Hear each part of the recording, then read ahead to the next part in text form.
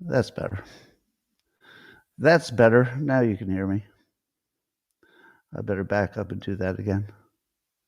That's what happens when the cat walks on your keyboard after you think you have all your settings done. The cat walked on my mute button. Good morning, everybody, and welcome to the highlight of human civilization. It's called Coffee with Scott Adams, and you've never had a better time. But if you'd like to take a chance on elevating your experience up to levels that nobody can even understand with their tiny, shiny human brains, all you need for that is a cup or a mug or a glass, a tankard, chalice, a stein, a canteen, jug or flask, a vessel of any kind. Fill it with your favorite liquid. I like coffee.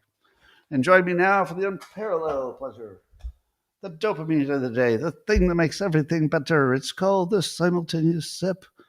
And it happens now. Go.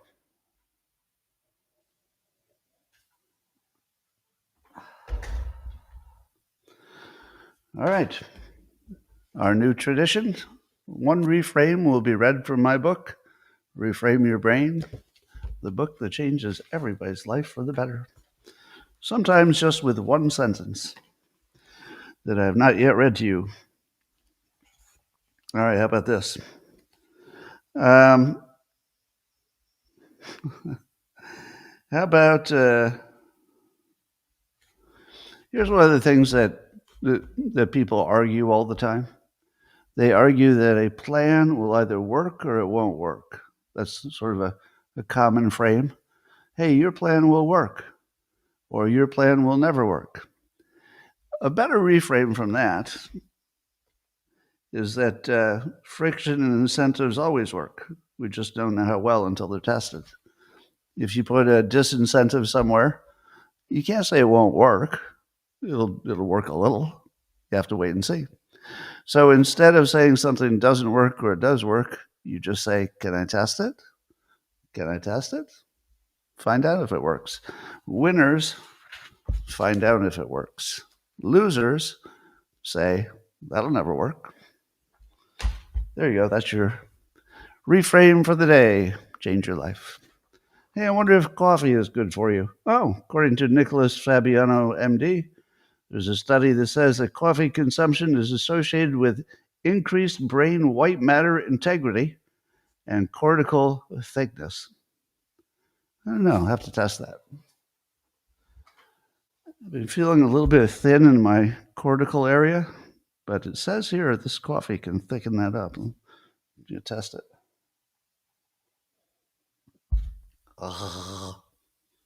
Yeah, it's working.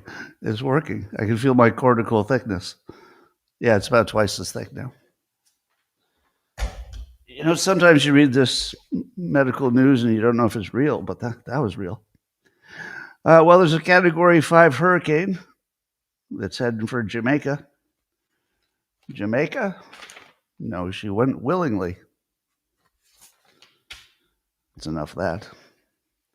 So Representative Luna, one of my favorite representatives, is suggesting that on some, was she on PBD show?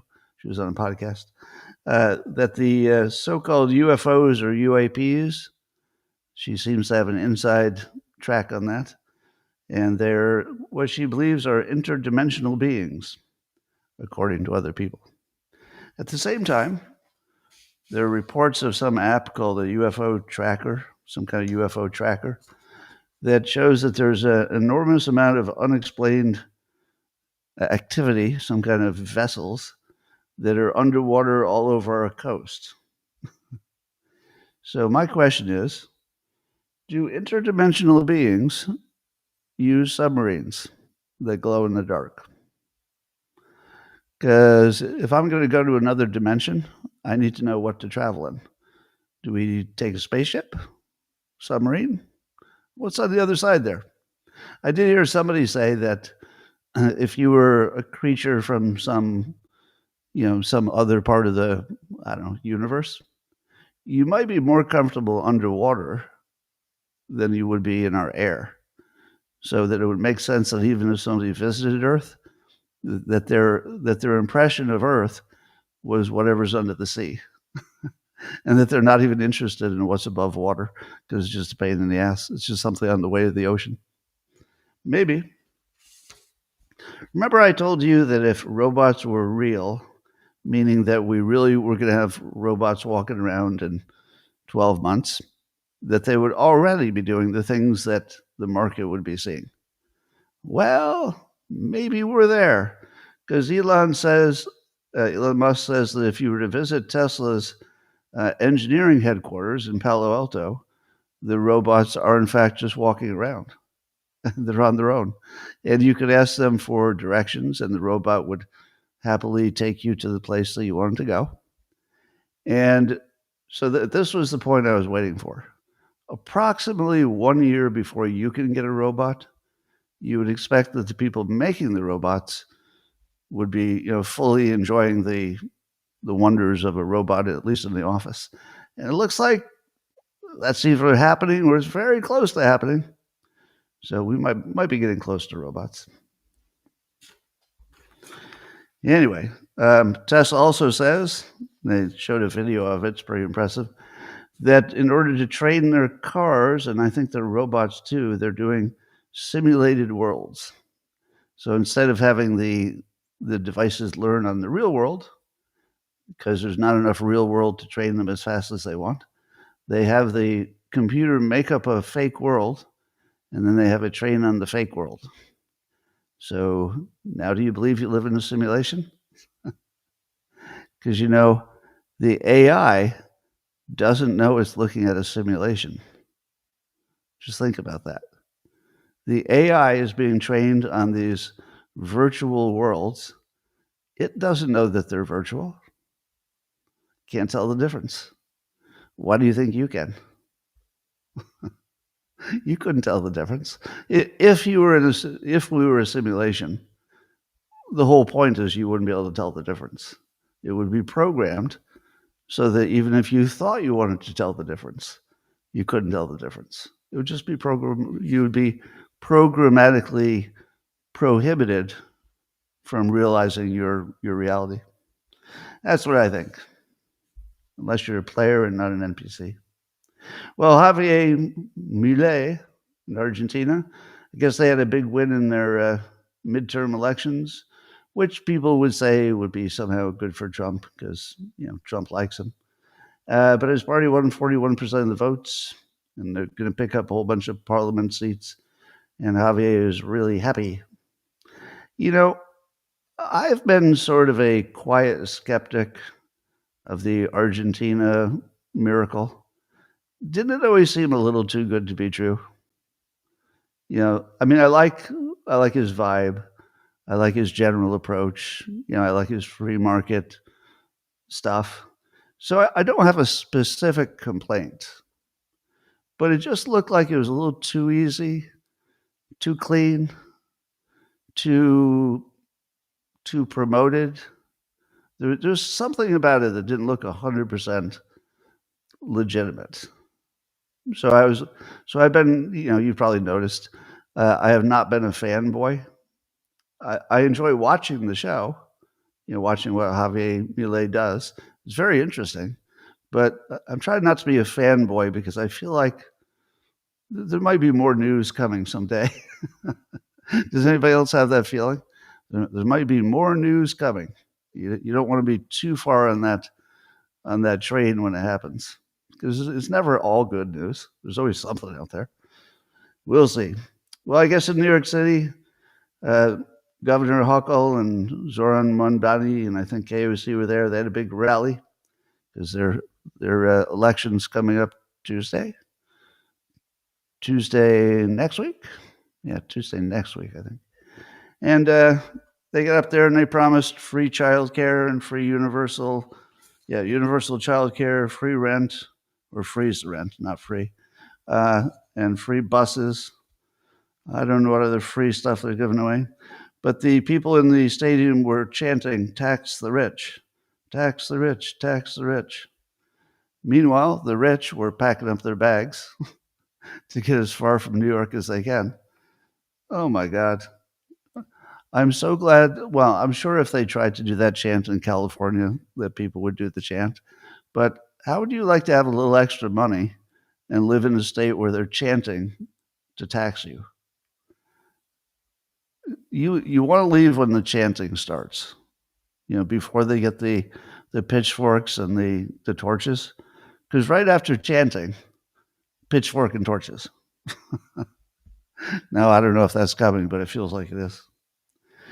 Well, Wall Street Apes, an account on Axley you should follow, Wall Street Apes.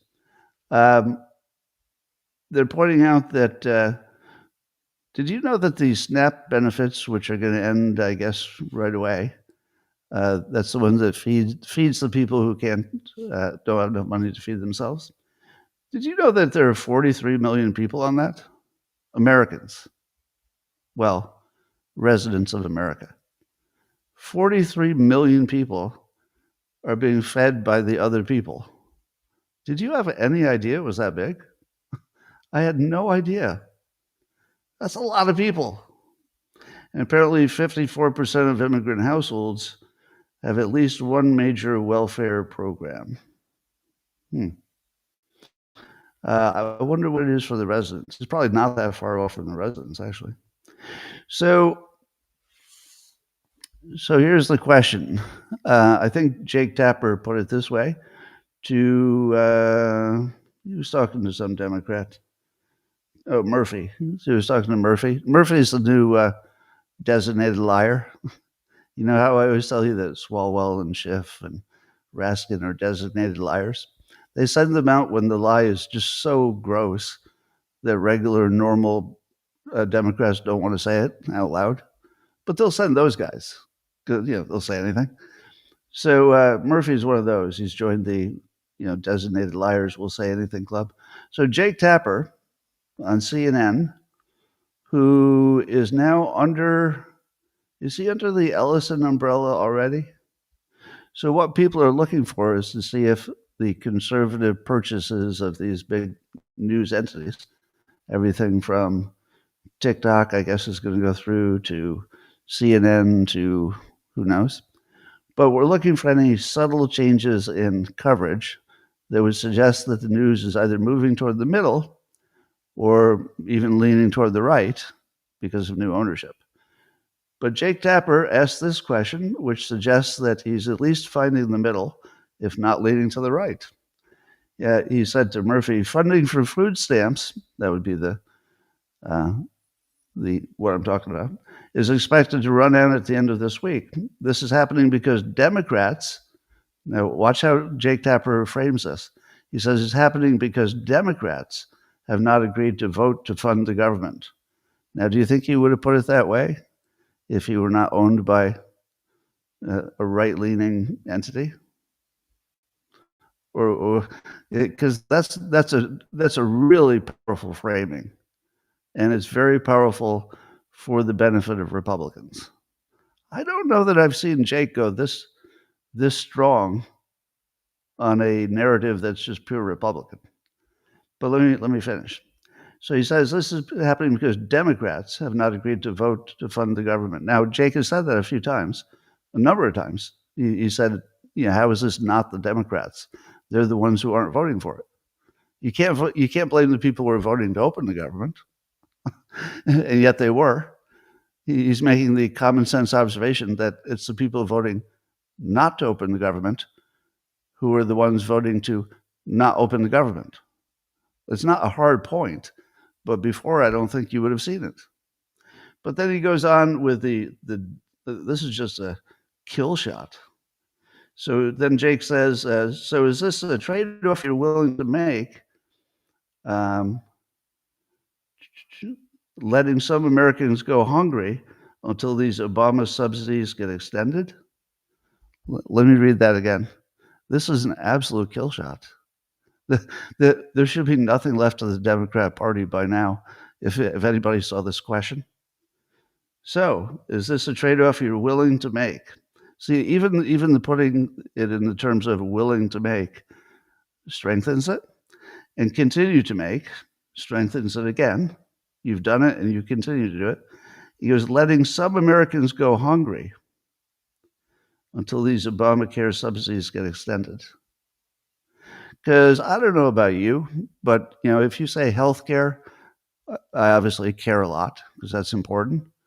But if you say hunger, I go to a whole different level of caring, right? Hunger comes before kind of everything except, immediate physical safety. So this is really strong. So I'm going to give Jake a sitting, standing ovation for that journalism move because that was exactly the right question, exactly the right time, and exactly the right person to ask it. What do you think he did with that question? What do you think Murphy did? Did he say, "Yeah, we're intentionally going to starve 43 million people," which, by the way, the Republicans don't want to do? They want to open the government and give them their money, their food. So they're going to starve Republicans so that they can get a political win on health care. Now, even if you were to say, but Scott, we need both of those things, so ranking them doesn't even make sense. Those are two essential things. You have to have them both. So putting them up against each other isn't fair. It's just two things you need. Okay. Doesn't feel like that, though. Doesn't feel like that. Feels like you need to eat before you go to the doctor. Well, um, so that was, to me, that was really interesting as maybe a sign of the times.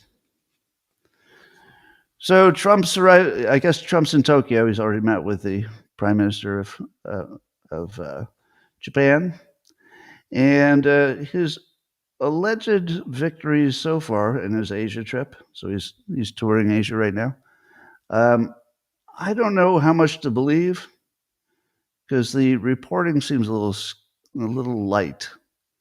But there's reason to think that Trump set up a number of alternative paths for rare earth minerals through other countries that he's meeting.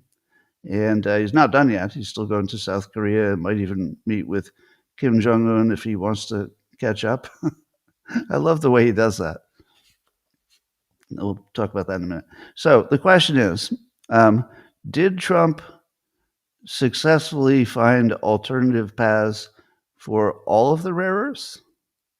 Do we have a new, more robust alternative path that's not China? And does it cover everything we need? Or does China still have a hand on us? Well, it seems that around the time that these other deals with other countries were being made, China got flexible.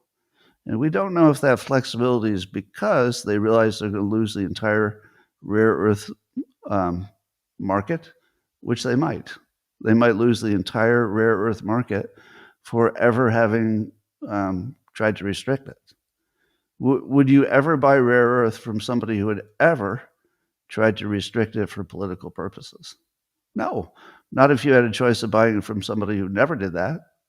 It's the same rare earth materials. So China may have realized how much they shot themselves in the foot with threatening the world with rare earth restrictions. Maybe. See, this is the part I don't know because there might be levels and levels of what's happening behind the scenes. But apparently, there's a soybean agreement. Scott Bessent said he was a soybean farmer himself. I asked Grok, and he said, "Well, he's not a farmer, but he does own farms, so he's a landlord. He's a landlord who owns some farms that would have been growing soybeans, but China didn't want to buy any until now. Now, I guess they're going to do a big soybean purchase. And they also have agreed, allegedly, with the sale of TikTok to some American entities that'll be running all the sensitive stuff so you don't have to worry about China stealing your stuff, we think. So that's the question. We don't know how successful Trump has been on this trip. We know that everybody's treating him like a superstar. We know that he's our celebrity in chief. They seem to love him. Do you remember the days when it was reasonable for his critics to say that the other leaders were not respecting him, and that was some of that disrespect was coming on us by extension? When was the last time you heard, "Oh, those other foreign leaders don't respect Trump"? That's gone. I don't know if that's ever coming back, but apparently they got used to him. and they got used to him as a star, a superstar. They didn't just get used to him; they kind of love him. They kind of love him. So I guess we'll have to wait to see how much of a real world deal making happened. But the stock market likes it, so the stock market's up. Seems to be happy. Also because it's now several months into tariffs, and we've collected pretty enormous amounts of tariffs, and inflation barely budged. Now, there weren't many people who thought that could happen. I was sitting on the sidelines watching, saying, maybe it could happen. There are a bunch of smart people who think it can happen, meaning that we collect the tariffs and we use it as a trade negotiation, and it doesn't create inflation. Not many people saw that coming. I didn't. I was open to it, but I can't say I predicted it. But here we are. So maybe in a few more months things will change, but at the moment it's looking good. So the people who are rumored to be buying TikTok would be Oracle, Larry Ellison. So that would be a pal of Trump's. Fox Corporation. Can you believe that? So that would be the owners of Fox would also own part of TikTok. That makes perfect sense, doesn't it? As an investment for Murdoch, it makes perfect sense. Andreessen Horowitz will be part of that, and Silver Lake Management. So I like anything that Mark Andreessen's associated with because he's a voice of reason. He's not really, not really, he's not at all. He's not political in any sense that you normally think of it. He is a common sense guy and real rich and real smart. So the more you give me the common sense guys who are real rich and real smart, yeah, I want you on the board of directors of Oracle. I'm sorry, of TikTok. That works for me. Well, here's a funny little drama. So Carney, the head of Canada, as you know, there was one minister, Ford, I guess it was, who ran that Reagan ad where Reagan allegedly was against tariffs, and it was to embarrass Trump because Trump likes Reagan. Republicans like Reagan. And Trump's reaction was to give them 10% more tariffs and stop talking to them on trade deals. So here's the news from Reuters. At that ASEAN summit that Trump's at, and I guess Carney's at too, Reuters says, from the sidelines of the ASEAN summit, Canada's Prime Minister Carney sent a not-so-subtle message to Washington. We're waiting on you. Carney said that Ottawa is, quote, ready to sit down with the United States, but admits there's been no contact with Trump since Thursday. So Trump is just freezing him. It's like freezing the kicker. He's just making him wait. Like there was no way he could send him a text message or anything. He's just going to wait. So Carney's like, I don't know what's happening. Anyway, so Canada's posture, says Reuters, is polite patience. Polite patience. So you've got the rudest leader in the world, Trump, against the politest country in the world, our good buddies in Canada. So anyway, this is just funny. I don't think it makes any difference in the real world, does it? It's just like they've got this little high school interpersonal drama thing going on that'll take care of itself. Well, here's a little update on, you remember I told you the story that Bill Maher used me and Mike Cernovich as examples of crazy hallucinating conservatives, as they call us, because well, I'll just talk about my own prediction. My own prediction was that Republicans would be hunted if Biden got in office, and also that they would be in danger of death. Now, the danger of death is obvious, because if you put a vegetable in charge of the nuclear football, which is what we did, we put a vegetable in charge of the nuclear football. Can you tell me that wasn't dangerous? Trump says there would have been no war in Ukraine with Putin. He might be right. Was it more dangerous to have a president who sort of encouraged and armed one side? Don't know, but it looked dangerous to me. Was it dangerous that we had a president who, if he had been elected for a second term, wouldn't really be able to function that well? Yeah, that looks pretty dangerous to me. Would it be dangerous that your foes around the world see you as incompetent? Would that make it more likely or less likely that China would have made a play for Taiwan? Probably more likely. Now they didn't, but remember I was talking about likelihoods. I wasn't predicting. I was talking about the odds. And the point was that the odds for our survival would go down if Biden was elected. Now those are some pretty clean examples. Compare that to Trump, who's stopped 8 out of 9 wars or something. He's working on the ninth. Is that dangerous? Feels the opposite of dangerous.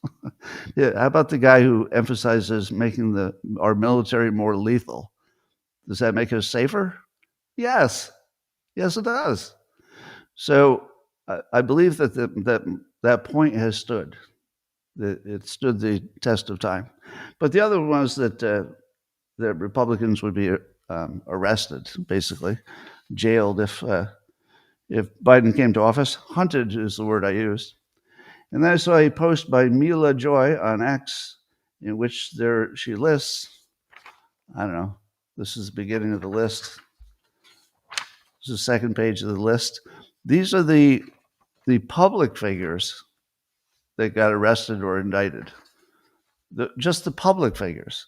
So it'd be like Trump's lawyers, Trump's whatever, people who worked in that domain. That's not even counting the January 6th citizens who were hunted down as well.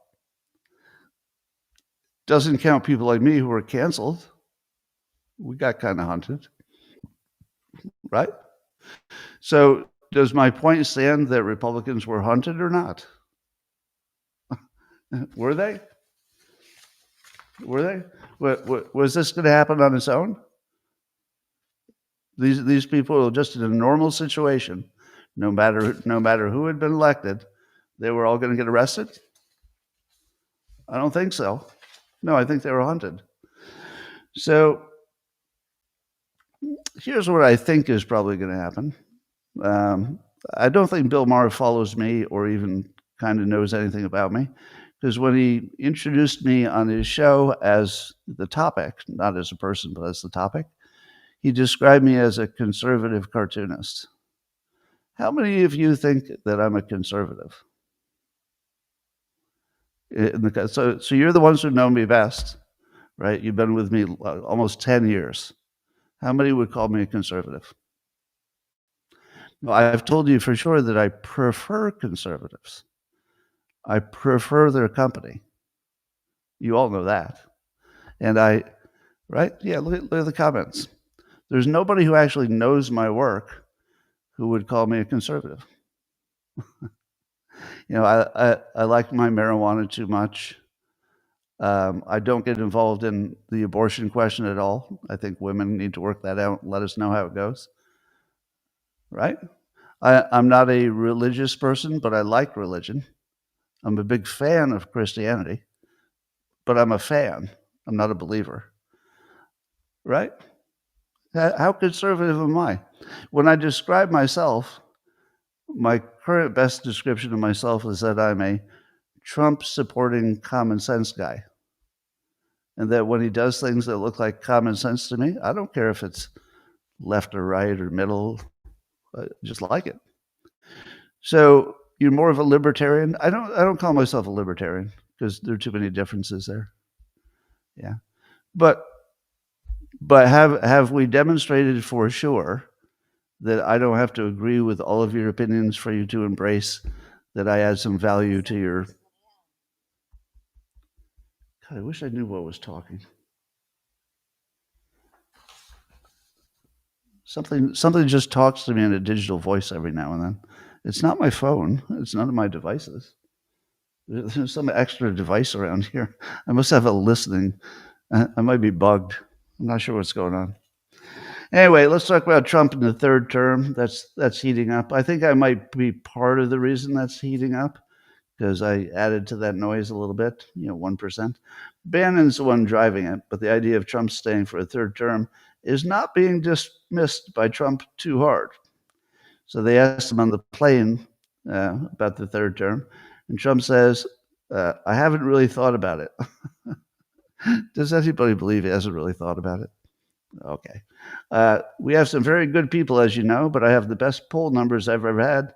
And he said something about he would love to do it. So the reporter says, you're not ruling it out? And he doesn't answer as directly as he could. He goes, I think if they ever formed a group, it would be unstoppable. Now, I don't know what the group is, but he talks about J.D. Vance and Marco Rubio being part of it. I don't know if there's more to the group than those two. But he thinks that they would be amazing. But what would be the argument? Apparently, Bannon has some argument that he hasn't trotted out for why a third term in this particular case could be sold. Now, you know my reasoning. My reasoning is that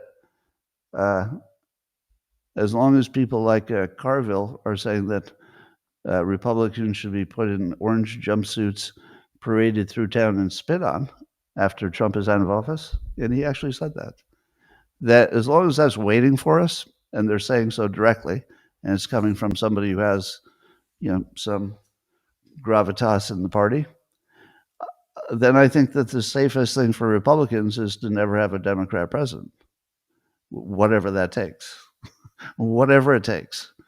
And if it takes keeping Trump to keep them from putting me in jail and spitting on me, I'll take the third term. And as I've been saying consistently, there's nothing else that would make me be in favor of violating the Constitution so grossly. But I would definitely violate the Constitution to increase the chance of living. Wouldn't you? I mean, really, wouldn't you? To increase your own chance of living and not being paraded through town and spit on? Yeah. If those are my choices, I'll take the violation to the Constitution. And, and you'll have to live with another 4 years of Trump.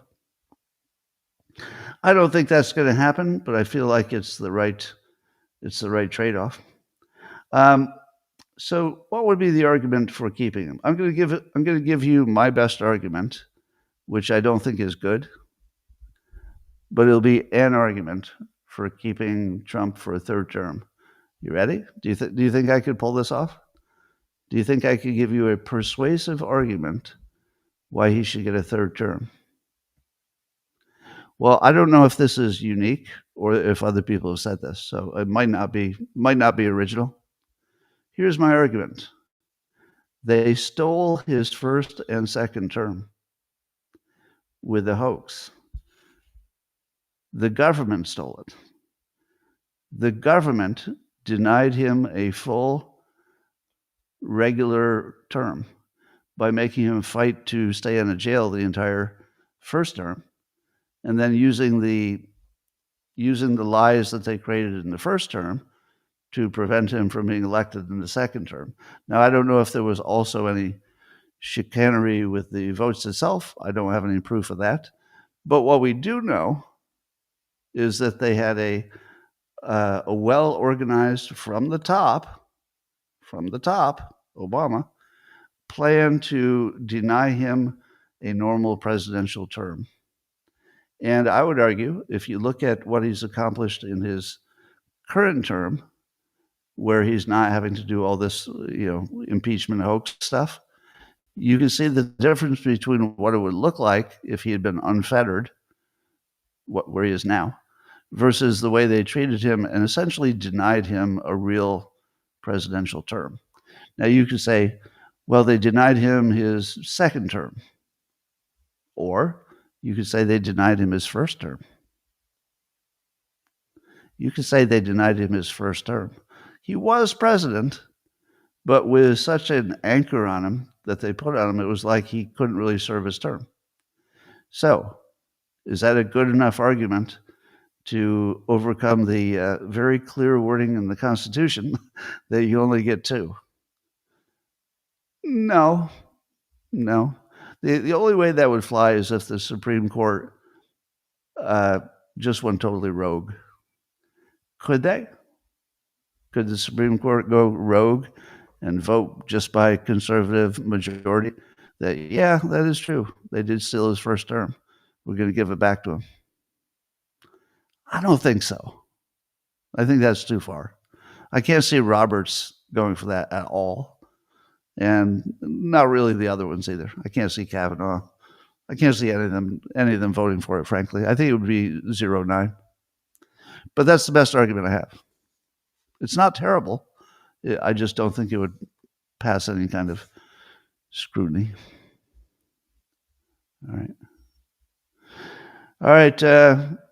Here's more of this. Is the media changing to be more right-leaning? So now that Barry Weiss is going to be taking over CBS News, or already has, I'm not sure where that is, but somebody pointed out that Margaret Brennan, in her interview with Hakeem Jeffries, seemed a little more right-leaning than what they expected.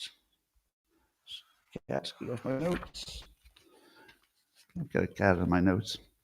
So she was pointing out that Hakeem Jeffries and all the Democrats have been saying forever that Trump is a monster for claiming that the 2020 election was rigged, and that if you claim elections are rigged, you can't be a politician in this country because you're just starting stuff.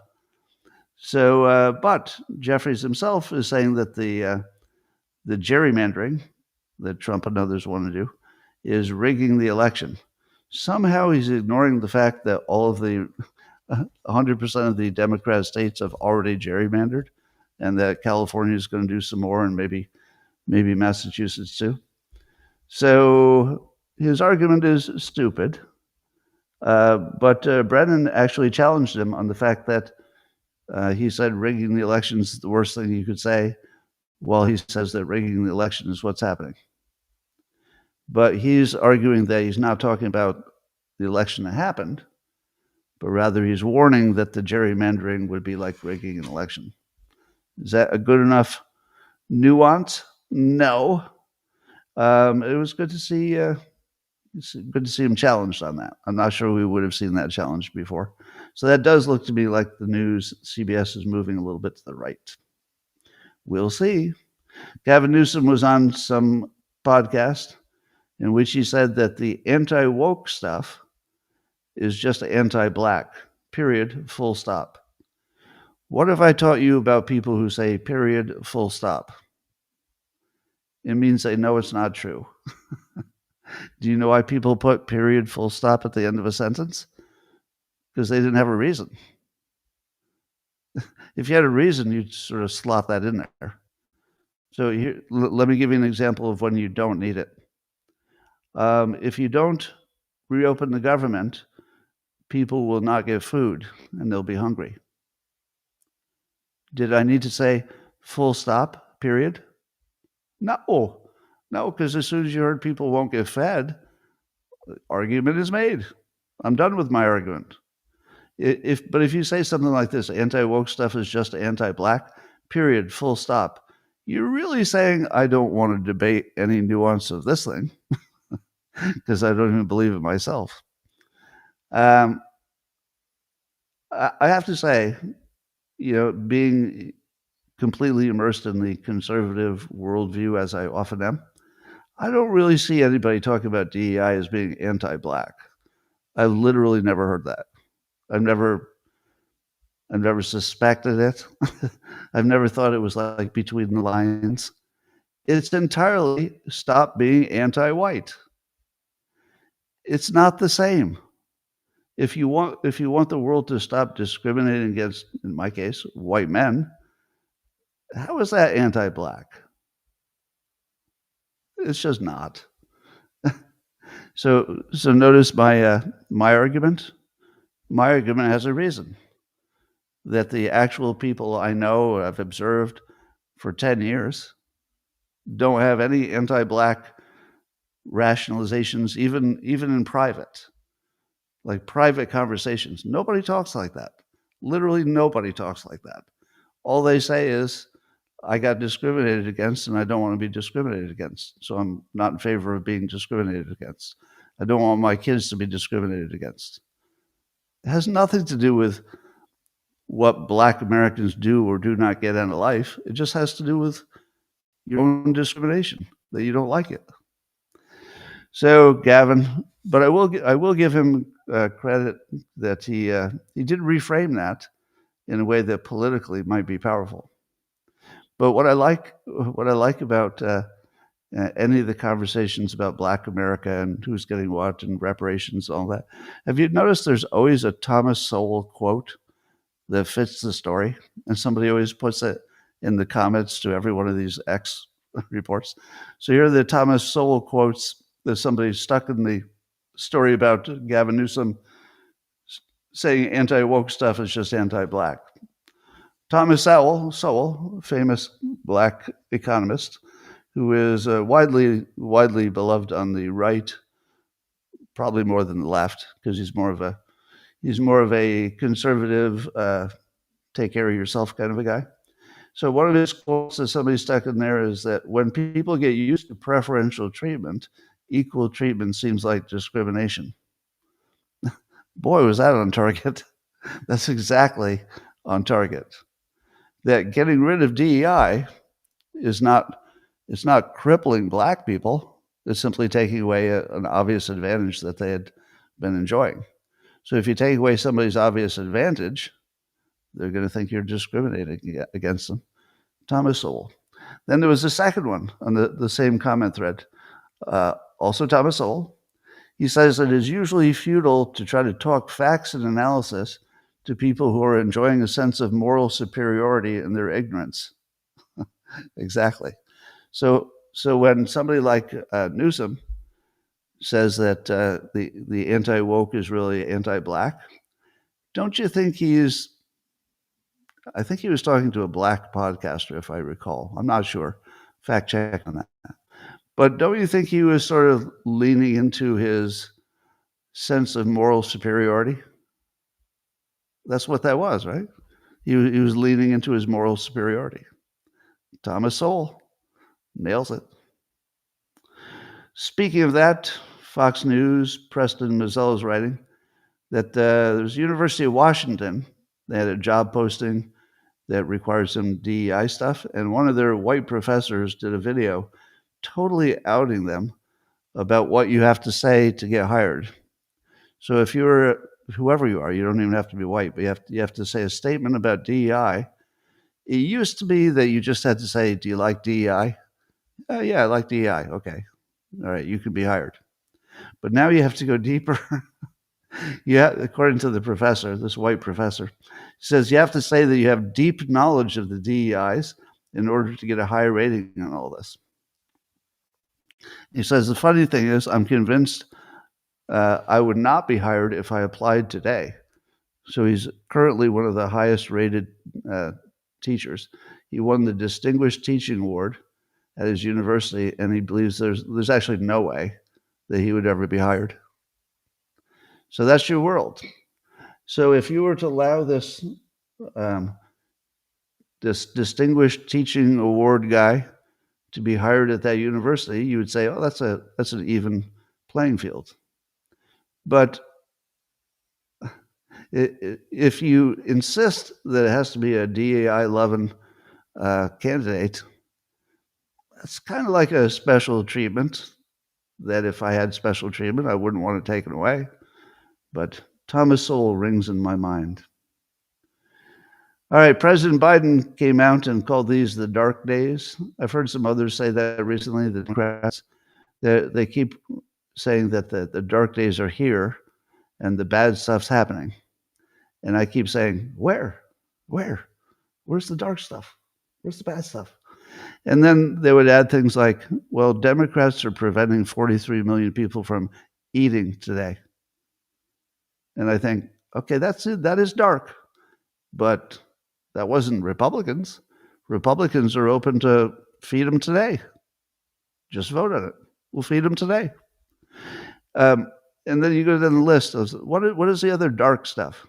Was it the solving of all those wars and the fact that Gaza is under control and the fact that Ukraine and Russia, we're working as hard as we possibly can to de-escalate that before super winter kicks in? Where's the dark part? Is it the fact that the tariffs worked, that inflation's under control, that eggs and gas prices are down? The beef's a little high, but we're working on it. Where is all the darkness? Is it because we stopped doing transitioning youth? Is that the darkness? Feels like an upgrade. But as I've told you before, back in 2016, when the Democrats started calling everything that Trump did dark, you say that because you don't have specific, credible complaints. You do it because it can collect all of your fears. The Democrats are not about policy, they're about fear and about personal attack. If they can make you afraid, then they can get elected. So when they say stuff like dark, but they don't give any details of what exactly is the dark part, what are we missing? The reason they can't give you details is if they did, you'd say, oh, well, that looks like temporary. Or, well, yeah, that's true, but Trump's working on that. Or nobody solved it before, right? So they can't give you reasons. Because if they gave you reasons, it would look weak and pathetic and not common sense. But they can say it's dark. The dark days have come. Eric Swalwell, I didn't think this was real, but I think it's real. When I first saw it, I thought that can't be real. So Swalwell has said now on social media that the only Democrat candidate who would be, let's say, the only valid presidential candidate for the Democrats would be somebody willing to say in advance that they would bulldoze the ballroom if they won. That's a real thing that happened. Swalwell actually, and by the way, if I'm wrong about this, please correct me immediately so I don't go too far. It doesn't look like something that's real, does it? It doesn't look like it's real because it's too on the nose. It's too on the nose for what like the dumbest Democrat would say. But is it real? I believe it's being treated as real, right? And can you even imagine bulldozing a $350 million building that even the Democrats have been saying they've needed for decades? Is that the dumbest thing you've ever seen? And to imagine that maybe the Democrats have enough of a base that would agree with this, that he would think that saying it would somehow boost his political situation. It's incredible. Well, Russia, Ukraine has turned into two movies on one screen. Depending on which propaganda site you look at, it's a completely different war. So there's somebody named Yasmina on X. Don't know anything about Yasmina. I do not believe that anybody on X is credible when it comes to the war. But I'll just give you a sense of the two sides, what they're saying. Yasmina is on the side that Russia's economy is close to collapse. And that's one movie. And the other movie is that Ukraine is going to lose all of its energy resources before winter and freeze to death. And that Russia has never been serious as they are now about turning off the power in Ukraine. And now that Ukraine is attacking them deep within Russia and taking out some of their energy resources, that Russia will have no gating factor to keep them from taking out all of Ukraine's energy. It looks like what they want to do is make half of Ukraine go dark to force the people who lived in the dark part to move to the part that still has energy, which would essentially clear out a big swath that they can just re-enter. It would make it easier to conquer if they moved down to all the people who didn't have electricity. So that looks like the movie, both of them trying to crush the other's economy, and they have much better weapons this winter than they had last winter. So the odds of them being able to do it in both cases are now closer to, I don't know, closer to 100%, maybe not 100%. But I don't think they could have done it before. I think they could do it now. And I guess Ukraine sent 193 drones at Russia just last night. So most of them get shot down these days. But 193 drones a night going after your energy resources, how many nights do you need before you get them all? So, I guess one of their biggest refineries got shut down in Russia. But again, you don't even know if that's real. So all of the fog of war stuff is completely impossible to sort through. So, um, but the U.S. is working on reducing Russia's access to oil, and again, it's two movies on one screen. One movie says that the U.S. is making a big difference, and that the sanctions that we put on third-party countries like India and China are actually making them change their behavior. So, in the short run, India and China aren't really changing their importing of Russian oil. In the long run, it looks like they might want to avoid the problems that the sanctions will cause them. So it looks like they might be looking for alternatives, and that the only thing that would keep them from getting off of Russian oil, which would bring them problems in their own country from the United States, might be just having another source. And that might not be impossible. So if things ramp up in other places. But we'll see. And then apparently there's not a glut of oil, but there's a extra oil being pumped in the Middle East. That's probably at least partly from Trump's influence, because if the price of oil stays around $60 a barrel, then our domestic industry survives, but Russia would have way less money to press the war. They would also probably survive, but they wouldn't have the extra for the war that they would want. So anyway, fog of war. I saw an older post from February by a AI pioneer, founder kind of guy, Andrej Karpathy, and he had something interesting to say about intelligence versus what we call agency. Agency in this case is defined as a personality trait that refers to your capacity to take initiative, make decisions, and exert control over your actions in your environment. That would be your agency. And what Karpathy points out is that we already have a lot of intelligence.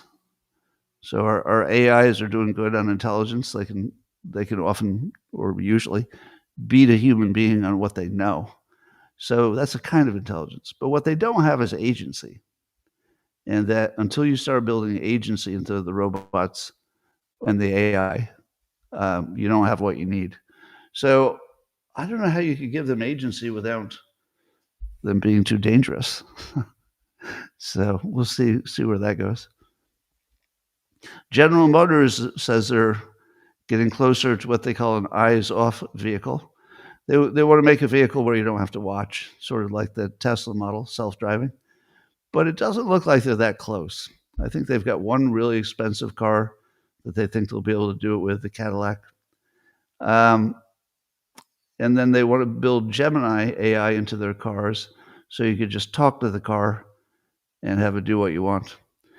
Remember, I always talk to you about products that have never been tested? Have you ever been in a car with even one other person and tried to use a voice command for anything? Have you ever been in a room where you wanted to use a voice command on your phone, but there are other people in the room? Does it work? Never. If you are obviously doing a voice command to your car or your phone, all of your guests and everyone around you will pretend they can't see that you're doing that, and they will talk normally. And then they'll turn on the music. And you'll be like, seriously, you don't see that I'm giving a voice command to my phone right now? You can't tell that I'm doing that, and you're just talking right over it. It never works. You'd have to have a long trip by yourself with the radio off, and who does that?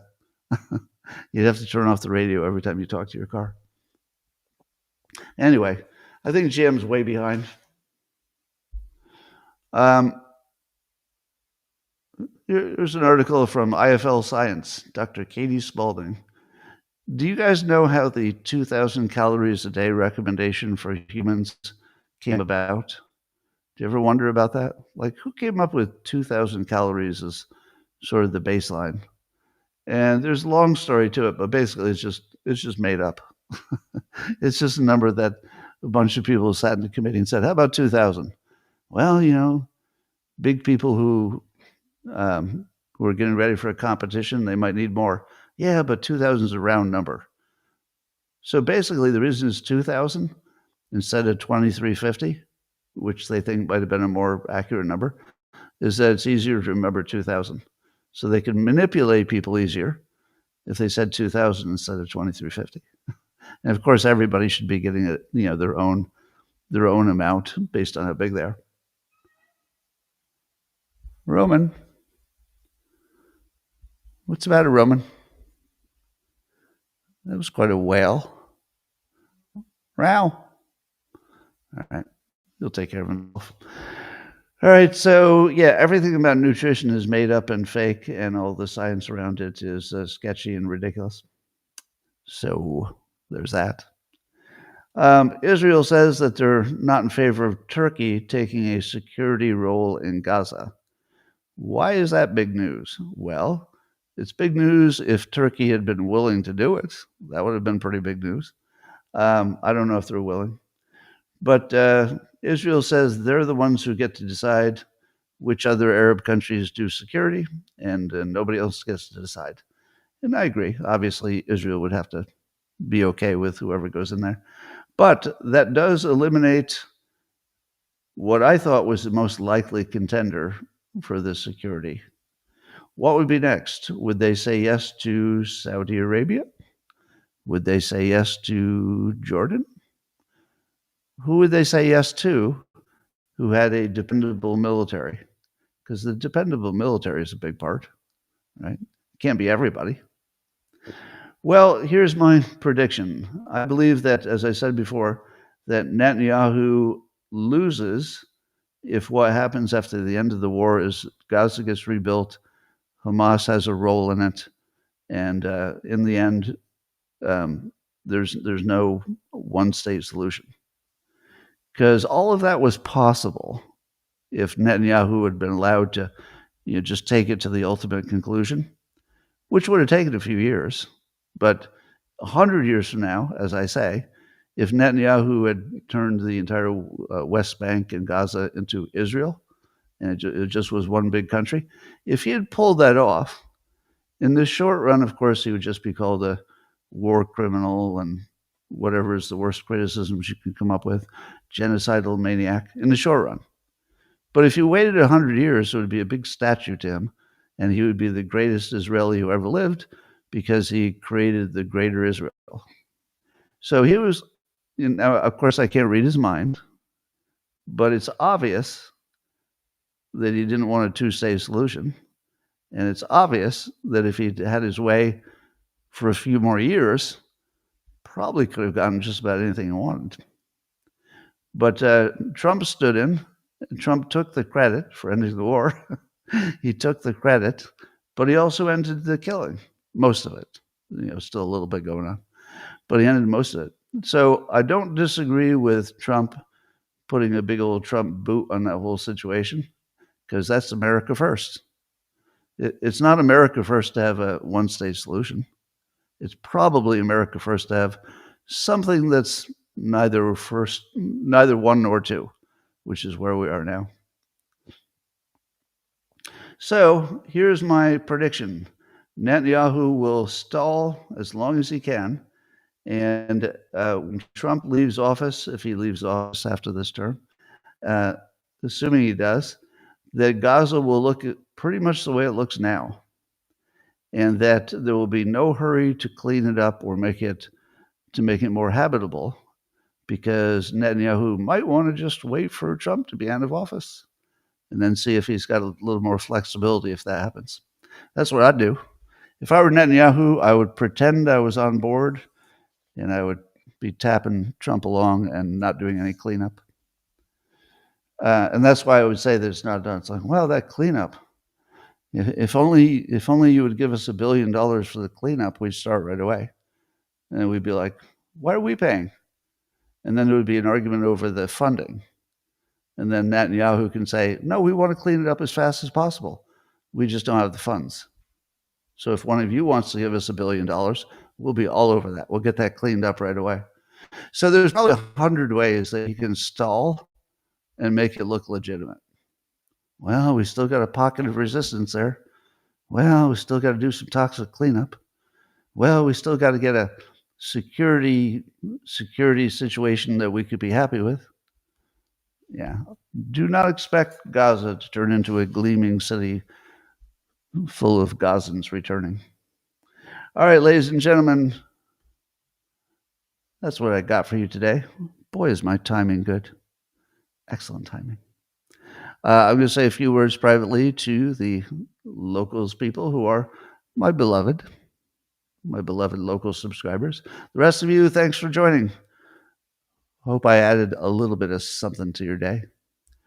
All right, locals coming at you privately in 30 seconds.